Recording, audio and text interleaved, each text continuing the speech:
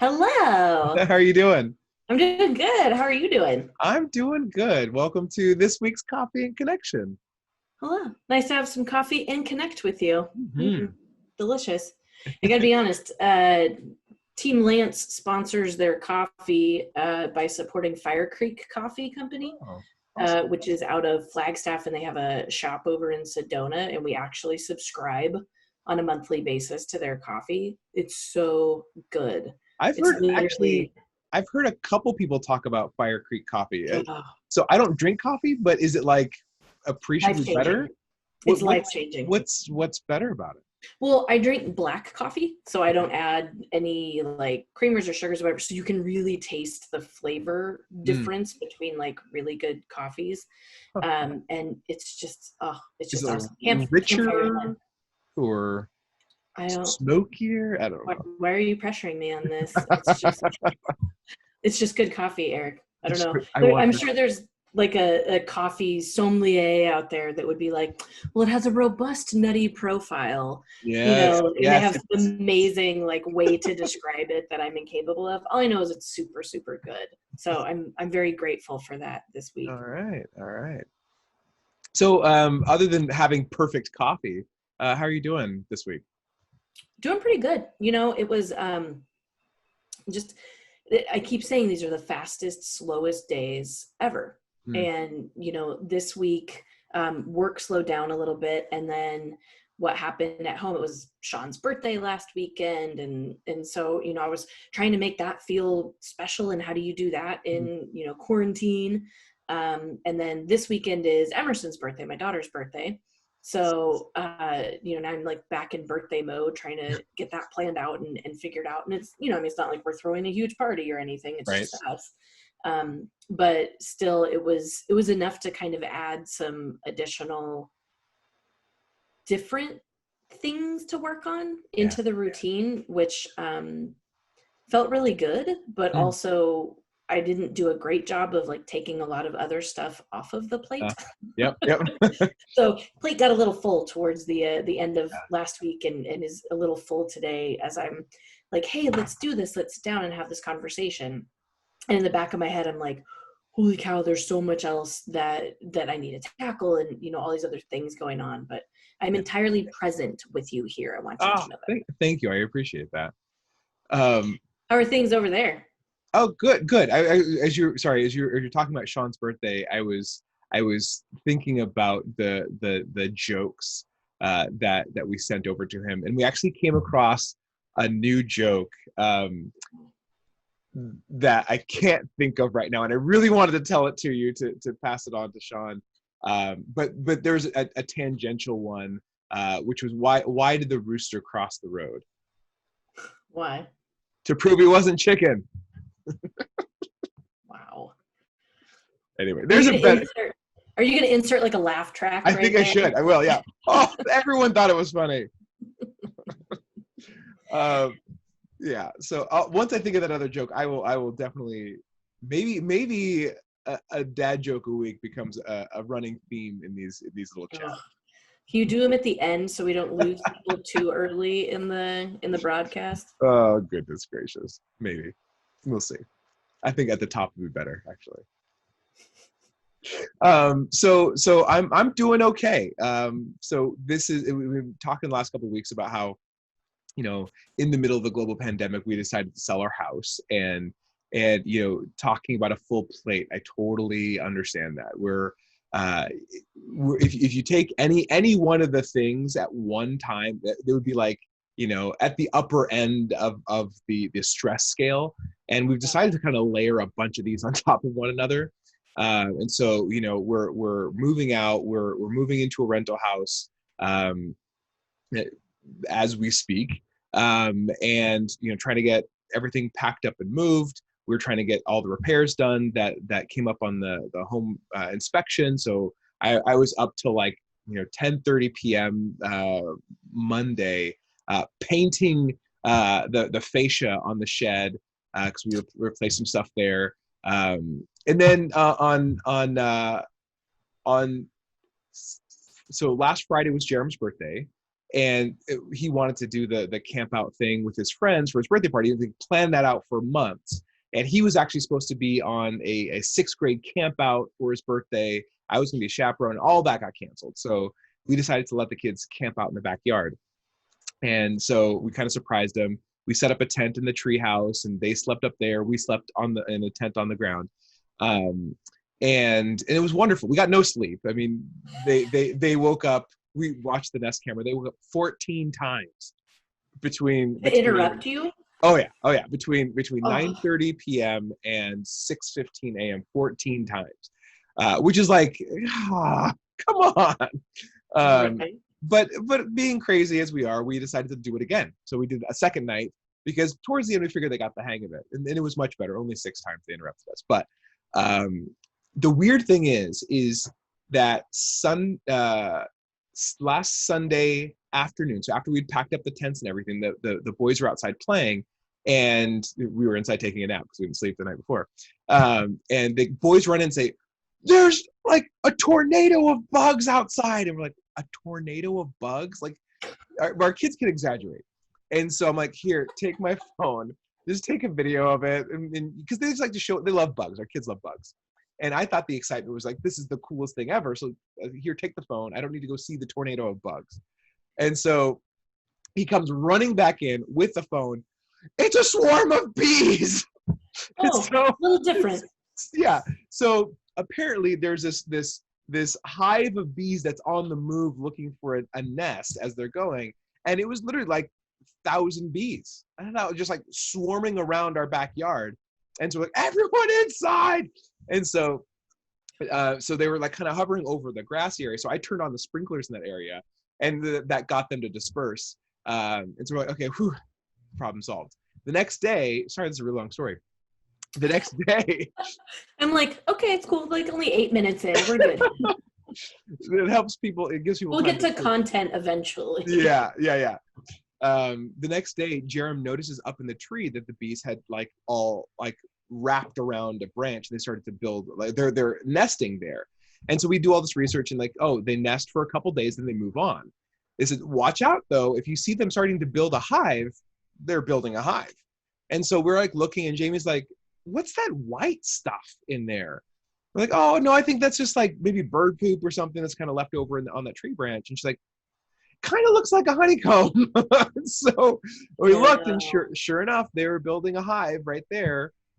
And so like adding another thing to the list, now we've got to get some bee removal, and kids can't go play in the backyard, and like that's our refuge, go play in the backyard. They can't do that because there's bees building a hive out there. They can't go in their tree house, which they would go out there. And so like just adding all these things on top, and honestly, it actually leads perfectly to our topic today is overwhelm. And given all these things together, it's like, how much more can there be? Wouldn't it be great if we just kind of finish one thing before we have to take on the next thing? But where we are now, everything is just stacked. We're just feeling, this overwhelming sense of overwhelm. Yeah.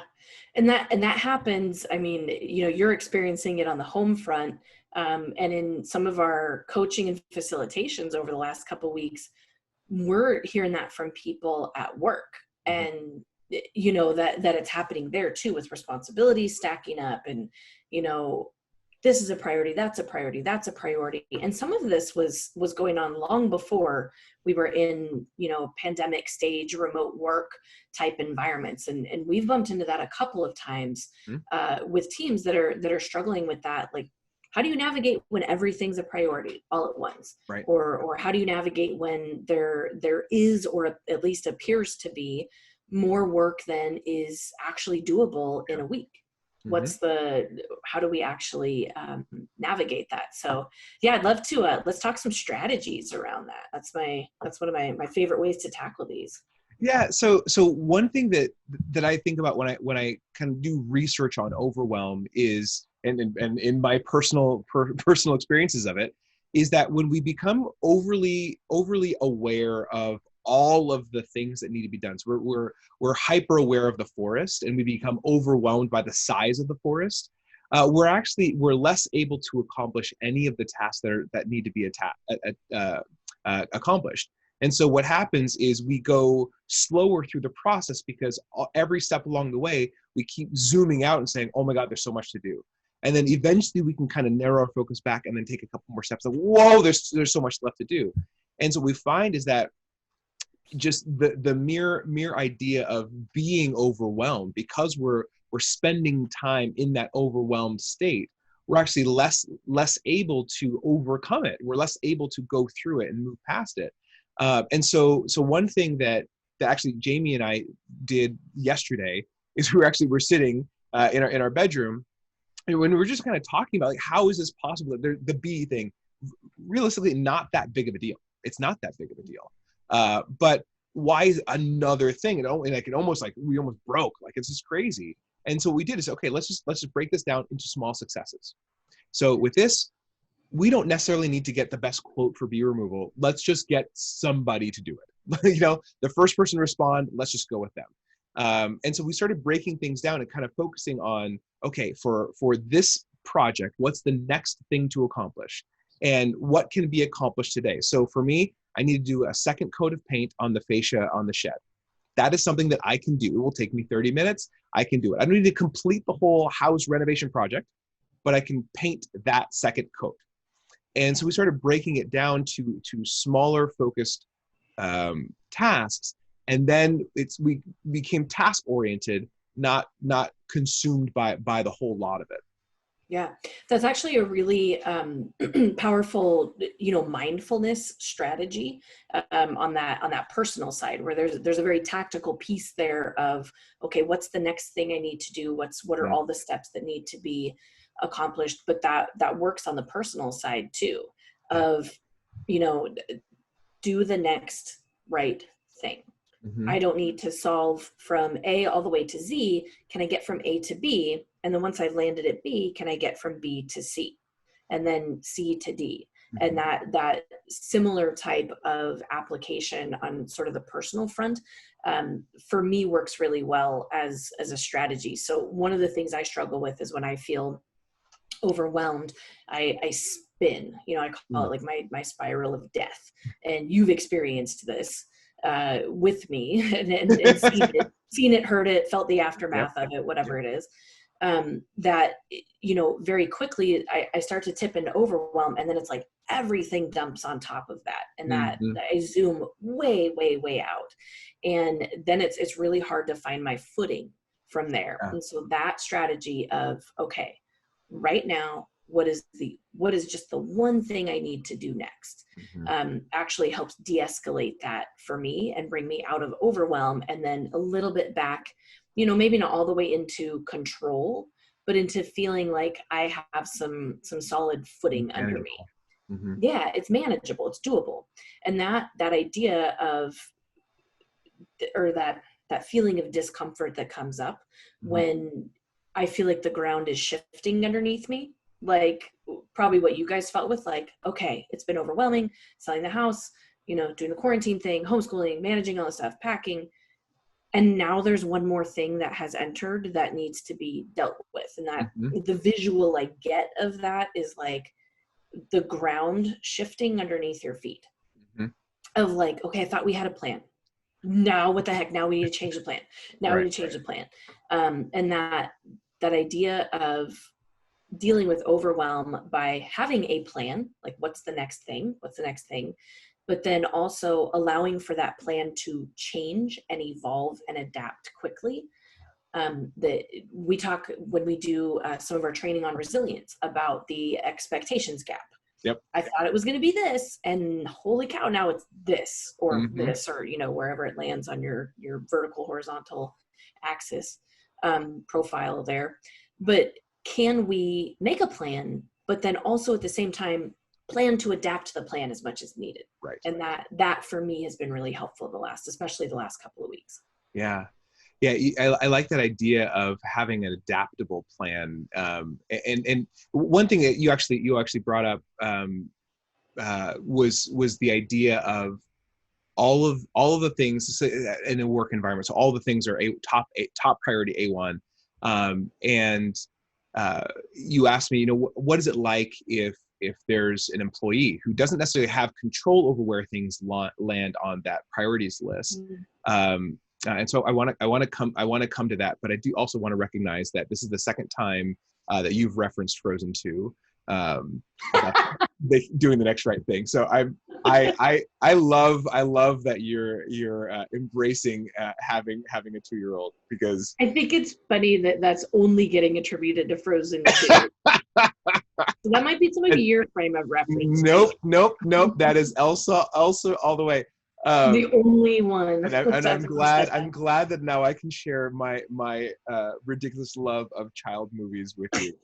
I think me and Jamie watch more of them by ourselves than we do with the kids. That's amazing. Moving on. That's amazing. So yeah, let's talk about the work environment of everything being top priority, and this, how do we deal with it when there feels like there's so much more to be done than we can actually accomplish? Yeah, so I worked in a work environment previously where my supervisor was a very reactive supervisor. So something would come up and it's like, okay, we got to get this done. Not really thinking that I already had a list of things to get done that day. This is back when I was doing, web design, video production and whatnot, marketing manager. And like these projects that needed to get done were not simple to do projects. Like it's, quickly produce this video. Okay, that's a 7-hour project, those sorts of things. And so what I would try to do at first is I would just try to figure out, okay, this new project came in. It seems like it's a top priority, so I'm going to bump that to the top. And I either have to, let these things go, or I need to kind of, do everything a little bit faster to get it done, sacrificing quality. And what I found is that I would get in trouble for either not producing good enough quality, or I should have got these other things done as well. And so it became overwhelming, because everything was an A1 priority, and which means that nothing stood out from the rest. And it was just whatever came out the loudest was squeaking the most, and I would just literally just kind of work through my list based on who was screaming the loudest for work. And so what I eventually started doing was going back to my supervisor, and I said, okay, you asked me to do this thing. I estimate it will take this much time. I already have a list of these things which are going to take this much time. So this is going to either sacrifice, this, and this. If I do this now, it's going to sacrifice these 3 things, or the quality of all of them is going to be reduced so that I can get it all done in the amount of time that I need to. And I would ask my supervisor, I'd like to learn the way that you see these priorities so that I can make better decisions in the future. And, one of the times, the supervisor said, well, you should be able to figure this out. And maybe I should. What I discovered actually was that response was my supervisor's not knowing how to figure it out for themselves. Interesting. And so what we did is we started just have conversations. Okay, I will try to figure out myself, but I want to run it by you to make sure that I'm seeing what you're seeing as far as priorities, because the more that we're aligned, the better. And so I started saying, here's what I think it's going to be. You gave me this. I have these other things. I'm thinking sacrifice this and this, push them to the next day or the next week. Is that what you think is the right thing, right opportunity cost for taking on this project? And eventually we kind of worked to a space where my supervisor was able to see actually the total extent of time it takes to do the task that I was doing, but also we got more aligned in seeing priorities as they came up. I like that. And that what's interesting about that, on a couple different levels, is number one, you added context to how you understood your supervisor by asking that question. I realized he didn't have the answer to that.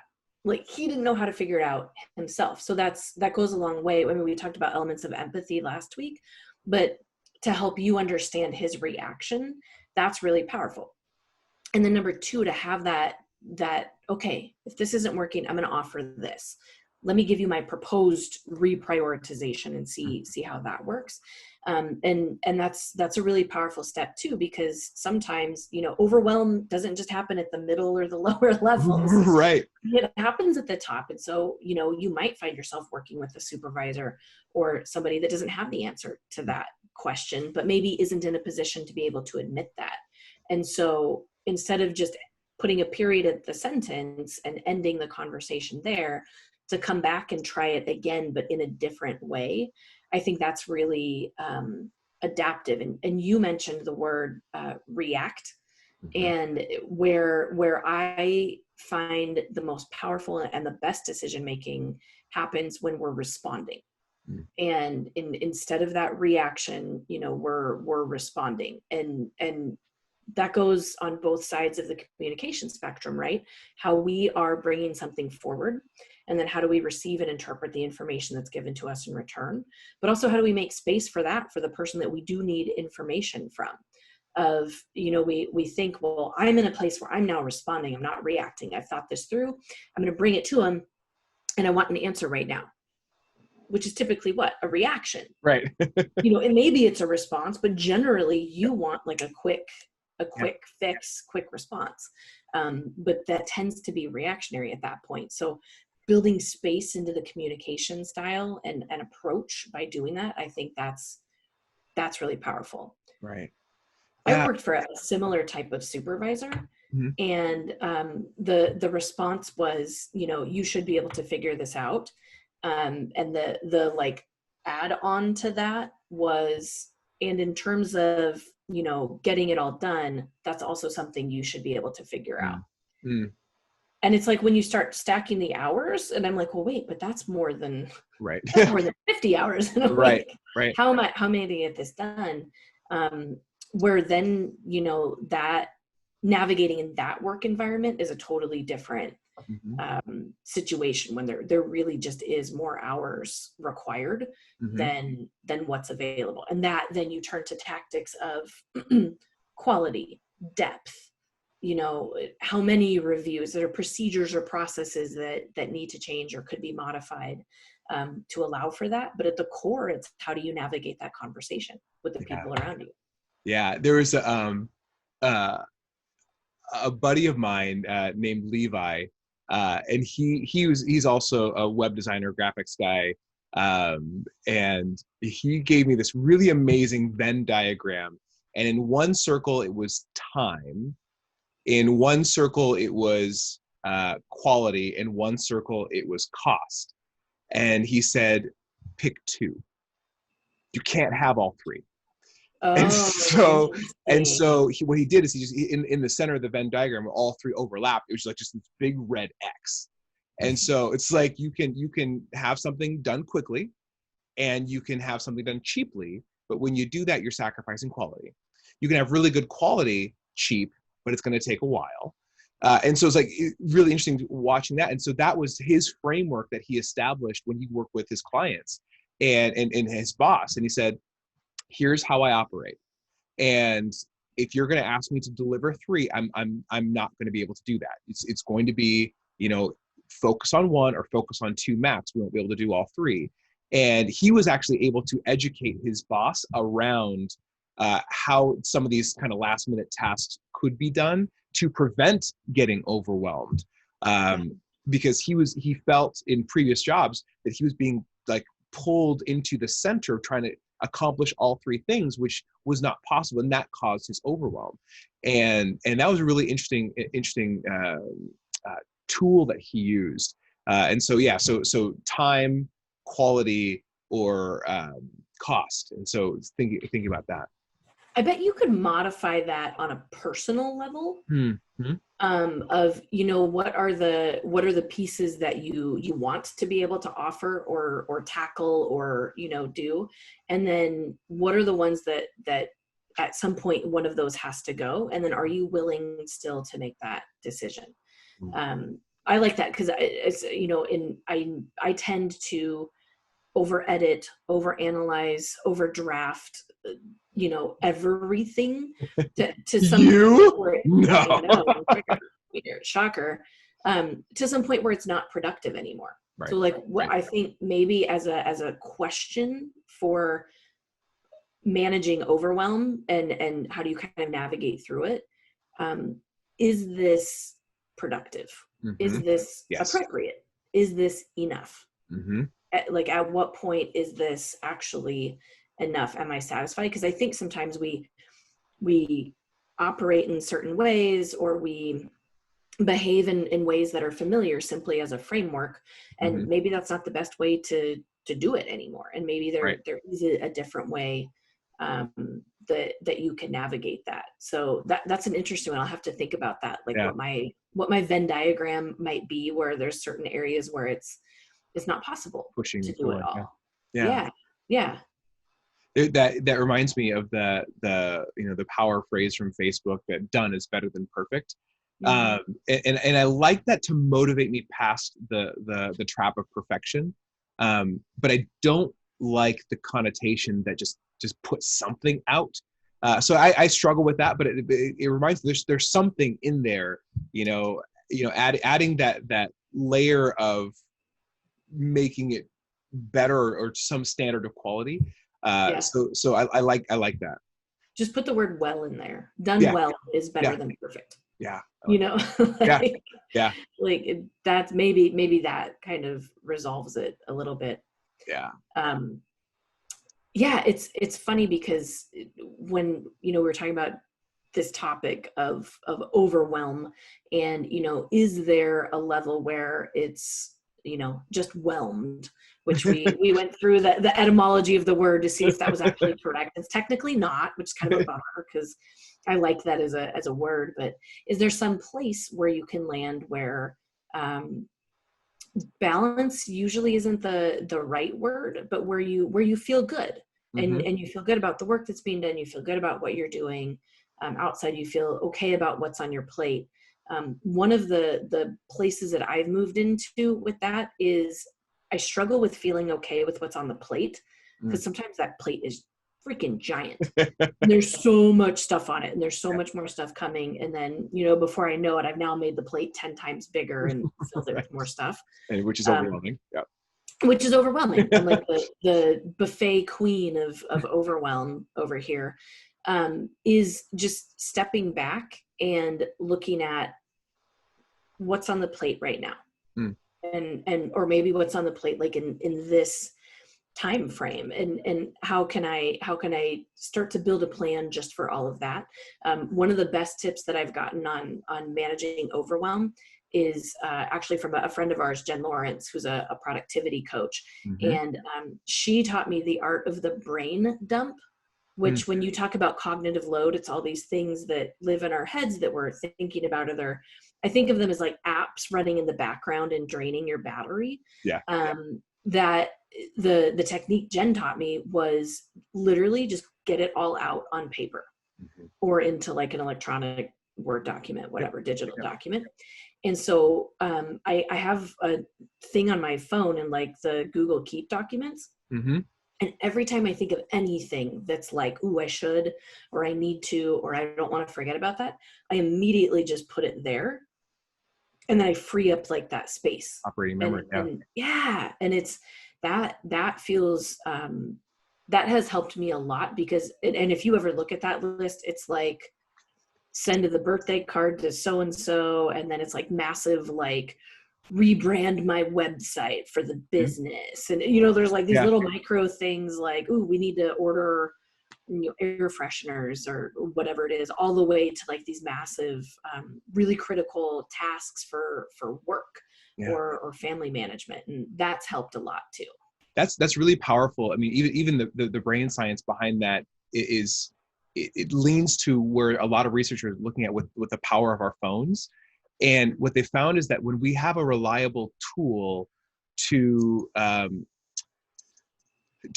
to accomplish a task that our brains would typically accomplish, then it frees up that operating memory for other tasks. And so, for example, do you remember your landline home phone number when you were a kid?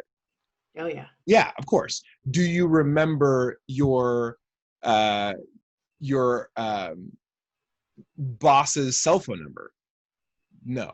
Like no one remembers a phone number from probably like 2004 on, because we had, That's true. right? We have these devices now that remember them. All we have to do is remember a name. Just remember their name. How funny. Because I could tell you like my childhood best friend's home phone number Yep. on the landline. Yeah. But like, but not their current phone number.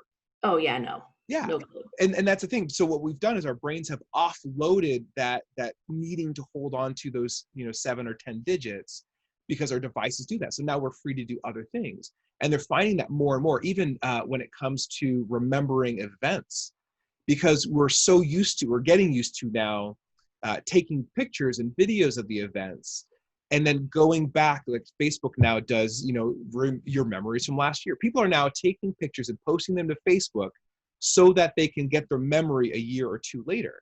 And it's like, so what we've done is we're offloading the task of remembering that event to the technology, which, we're not going to debate whether that's good or bad.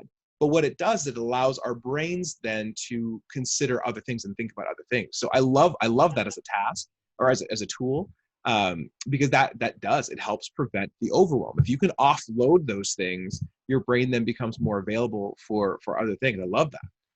So here's the next step. So once I've done that, and I've experimented with this with some of my one-on-one coaching that I've done with folks, and I started with me. I did it first. I don't practice on other people. I practice it first. But I started the ask for help challenge, and I challenged myself for a week to ask for help with one thing a day. One thing a day, whether it was tiny, whether it was something really big. And then I wanted to see over time how that affected my feeling of being overwhelmed. And holy cow, number one, my life could be so much easier than I allow it to be. Seriously, I don't let it get as simple as it could, because I don't ask for help, or right. I don't even allow myself to think that help is possible. Right. So the first thing I started with was, Sean, could you grab me a cup of coffee while you're up? Like, so that I didn't have to, honestly, so I didn't have to get off the couch. And it was my morning, it was like a Saturday, and I was doing the social media scroll, like working on my finger muscles. And I started with that, but it was almost like hard for me to do that. And he was like, yeah, sure, no problem. Then I was like, ooh, well, wait a minute. That was cool. Okay, what's next? And so I just started on little things like that, down to when, somebody asked me for a letter of reference, which, I'm pretty judicious on when I write those, when I don't. And I was really overloaded that day. Like the schedule was full. There's a lot going on. And so I didn't want to say no to this request, but I said, I'd love to. Will you take a stab at drafting it first, and I'll just modify it from there? I was like, whoa, I cut my work time on that from like an hour to like 15 minutes, maybe 10, 15 minutes. Yep. It was awesome. And so, exercising that, it's not even like an option, but just using that as a tool, asking for help as a tool, has really saved me from some of the overwhelm, in ways that maybe I can't ask for help with this work project, but can I ask for help with something else that allows me to be, and so I love that kind of step further on that continuum. That is so powerful. And I think that a lot of us are afraid to do that, because we have this running tape in our head, or this context that asking for help is a sign of weakness. Which it's not. It's just asking for help. That's all it is. And I think a lot of, we do a lot of executive coaching, and one thing that just keeps coming up is it's lonely at the top. The higher you go up in an organization, the fewer people above you that you can ask for direction or guidance. And when you get to the near the top of an organization, you have fewer peers. I mean, the hierarchy goes like a pyramid. And so being able to ask for help is a sign of strong leadership. And so what that means often is that you need to ask for help from people below you in the hierarchy. You're going to need to ask for help from people, it may be in other organizations, it may be in other industries. But that concept and that practice of asking for help is going to be invaluable in your life, because the more you practice and flex that muscle of asking for help, the more likely you will be to ask for help when you need something big, because you're like, okay, this is uncomfortable, but I'm going to ask, and it's going to make a huge difference for the organization or for my family, or whatever it is. I think about the exercise that we do on team retreats on the circle of reciprocity, where we challenge everybody to ask for help with one thing in their life, whether it's, I'm going on a vacation. Do people do that anymore? I'm going on They vacation. will. No. Not right now. I've planned a trip in the year 2057 to go to Europe when we can travel again. And where should I go? I'm looking to build out a new patio in my house. Anyone have any recommendations? Or I'm dealing with this unique personnel issue. Has anyone ever dealt with that? Or do you have any ideas of how I can deal with it? And so everyone asks, for help with something. And then everyone around the circle, if they have a recommendation or a connection or advice or whatever, they write it down and they pass it to that person. So everyone asks for one thing and ends up getting like 10 recommendations. And then they have the opportunity to provide recommendations to all of the other people with their requests as well. And it, just like you said, like, my life would be so much easier if I just asked for help when I needed it. And the exercise, I've been working on this as well, because I tend to be the rock for other people. I tend to be the one that helps other people, and I've kind of built that into my personality. That's part of what I do. It's who I get to be.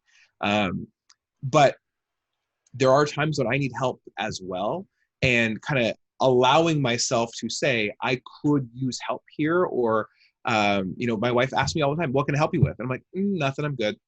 And that's my natural, it's a reflexive reaction, but it's actually, it's a builder for our relationship when I get to be vulnerable and let her know, I'm actually struggling with this thing, can you help? Or I'm struggling with that thing, can you help? Or I'm stuck in this. And that's one thing that, we talked about in previous sessions, is being vulnerable. And that is a builder, a connector of people. So when we can be vulnerable with one another. Yeah. And some people don't ask for help because what I hear frequently, well, I'm afraid to ask them for that because they're already overloaded or they're already overwhelmed. To which I say, let that be their decision. Right. Stop making that decision for them. Mm-hmm. And do it in a way that says, hey, you might already be overloaded. But this is something I'm looking for help with. You might be surprised by what they respond with. And they might say, I'd love to help tomorrow, or in 2 hours from now when I get this thing done, or, no, actually I'm doing great. I'd love to pop in right now. So not taking that tool out of your toolbox too early, I think is something to look out for. And that, in a leadership setting, if every team right now had that conversation, like once a week or once every other week, of let's go around the room and what's one thing that you could use help with, and just normalized, like intentionally normalized the practice of asking for help, I think that would go such a long way to building the team dynamic, which is going to improve your capacity and your functionality and optimize your outcomes, simply by one, allowing space for people to be vulnerable and say, I need help with something. Two, to then lean on the wisdom of the group, right? These are pretty basic principles. Mm-hmm. Lean on the wisdom of the group to say, oh, we could step in. And then all of a sudden you go, holy cow, this thing that was taking me 2 hours, I didn't know that they also had to do that, but they do it in 30 minutes. Right. Do that. And now I have an hour and a half left to contribute back to the group. So I would love for that to be a normalized part of the workplace conversation. Yeah. Yeah. I love that word of normalization. So normalizing asking for help. One thing that I think we all need to be constantly reminded of, I need to be constantly reminded of, is that if you're overwhelmed right now, or anytime in the past, present, or future, it's okay. It's okay to be overwhelmed. And beneficially, it helps to acknowledge that you're overwhelmed and say it to someone whom you're close with, or to your team, and just let them know where you are. And that's because what we tend to do typically, or what I tend to do, I'll keep it personal. What I tend to do typically is I try to suppress that feeling and pretend that I'm not overwhelmed, which just makes it kind of burst out of my ears when like one more thing happens, like I blow up at something that is totally unrelated to my overwhelm. It just it explodes out.